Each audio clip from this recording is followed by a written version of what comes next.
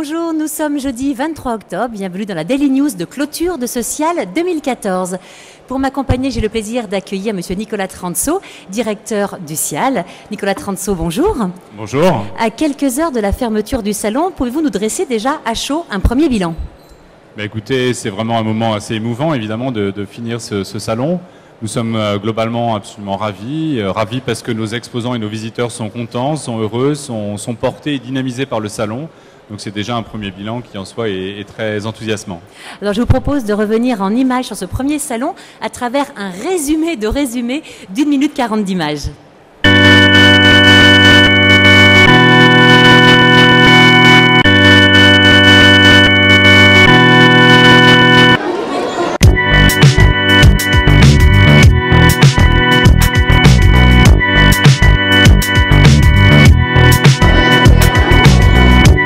Je suis très satisfait, très fier de l'organisation de ce salon.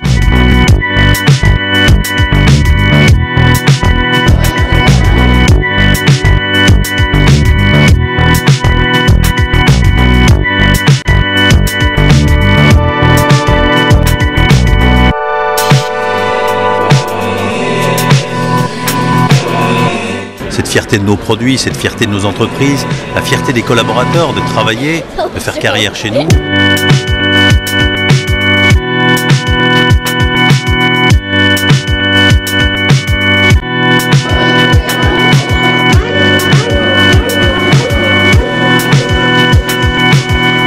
Ici, en venant, on s'aperçoit des atouts de notre économie, de notre agriculture, de la qualité de nos produits.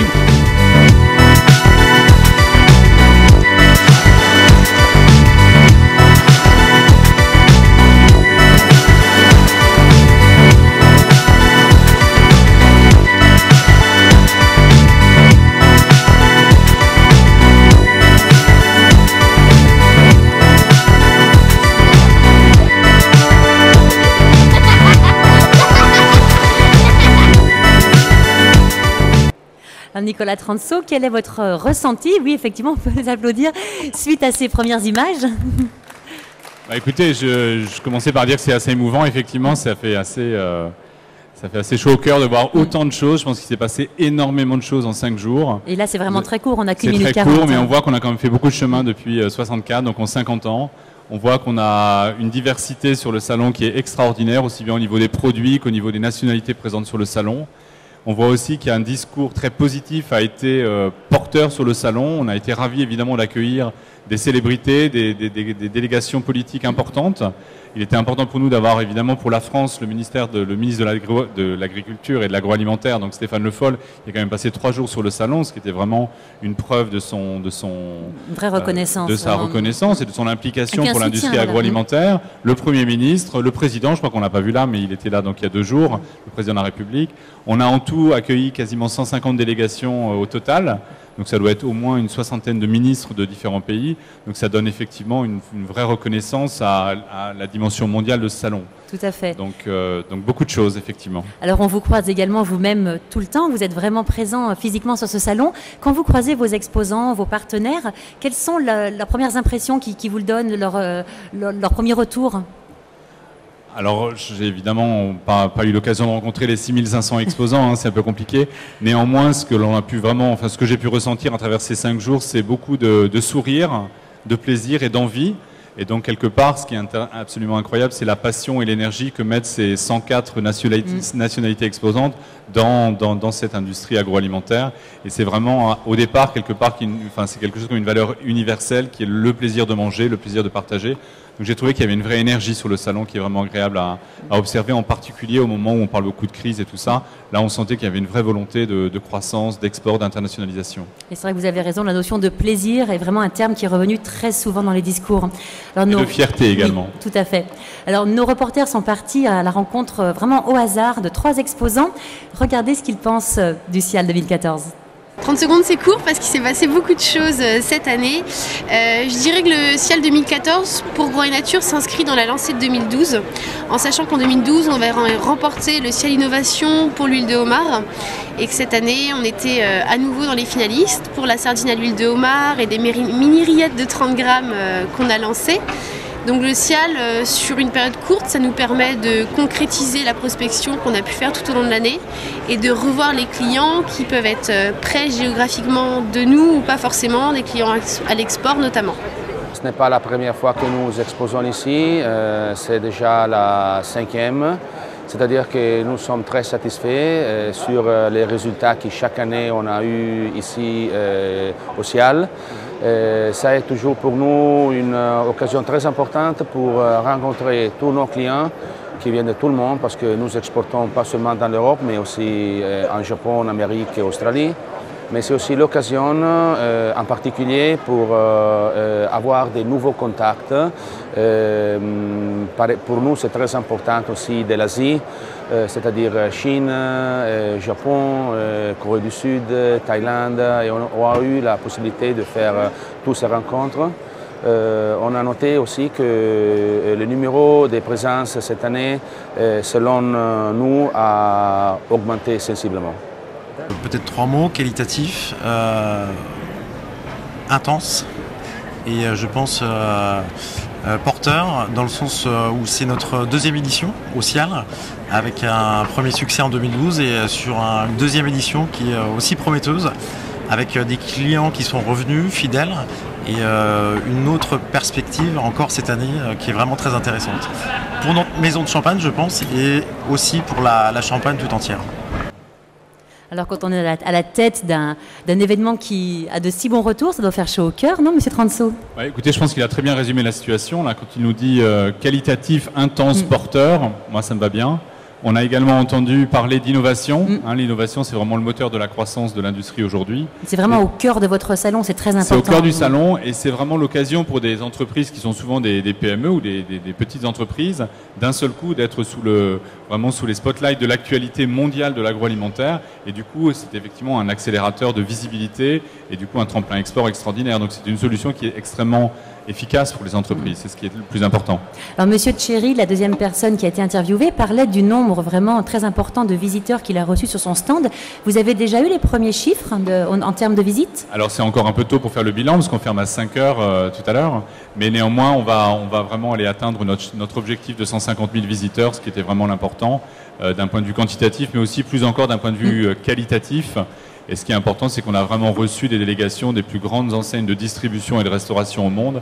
Donc d'un point de vue qualitatif, les rendez-vous ont été très fructueux. C'est vraiment incontournable. Alors hier, nous avons reçu un invité tout à fait exceptionnel. C'était un spationaute français qui a effectué une mission sur la station Mir il y a une quinzaine d'années, à peu près une autre sur la station ISS il y a 6 ans. Et il est venu sur le plateau de Cial TV nous expliquer un petit peu comment on se nourrit et quelle est l'alimentation en apesanteur. Je vous propose de le regarder. Essayer de vous expliquer en 2 minutes comment ça se passe. Bon, d'abord, dans l'espace, on ne fait pas un stage gastronomique, donc il ne faut pas s'attendre à manger comme dans un grand restaurant, bien sûr. Le but de la nourriture, c'est évidemment de faire vivre les astronautes, de les maintenir en bonne santé, et puis surtout d'éviter tous les problèmes sanitaires. Donc il y a, si vous voulez, on porte l'accent sur à la fois la variété, si possible, de la nourriture, et ensuite sur les aspects sanitaires, pour éviter que les gens soient malades à bord.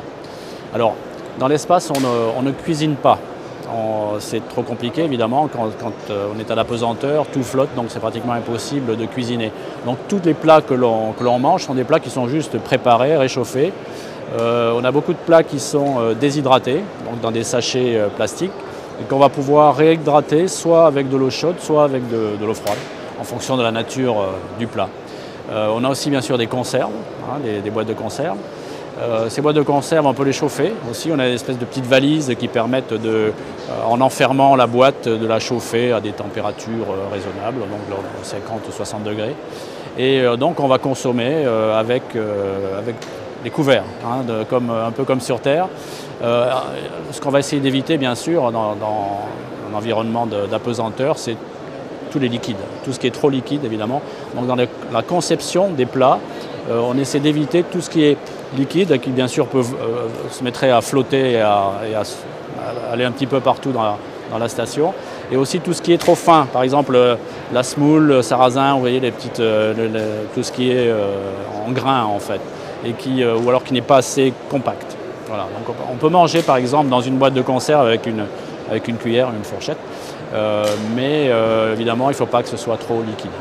Aujourd'hui, on consomme que des plats préparés, comme je vous l'ai dit. Pourquoi? Parce qu'on peut ravitailler la station. Elle est en orbite autour de la Terre, assez près de la Terre, à 400 km d'altitude, donc on peut envoyer régulièrement des vaisseaux de ravitaillement. Par contre, si on veut aller beaucoup plus loin, si on veut aller par exemple sur Mars, on va s'éloigner de la Terre à des distances astronomiques et il faudra plusieurs mois, voire plusieurs années pour aller et revenir. Donc on va essayer, évidemment on ne peut pas amener des conserves, des rations alimentaires pour plusieurs années, pour plusieurs personnes. C'est impossible. Donc il va falloir se diriger vers la production à bord. Voilà, avec tous les problèmes que ça pose, puisque les problèmes que l'on a aujourd'hui sur Terre pour produire, pour faire un conditionnement sain de la nourriture, eh bien on les aura cette fois à bord des vaisseaux spatiaux.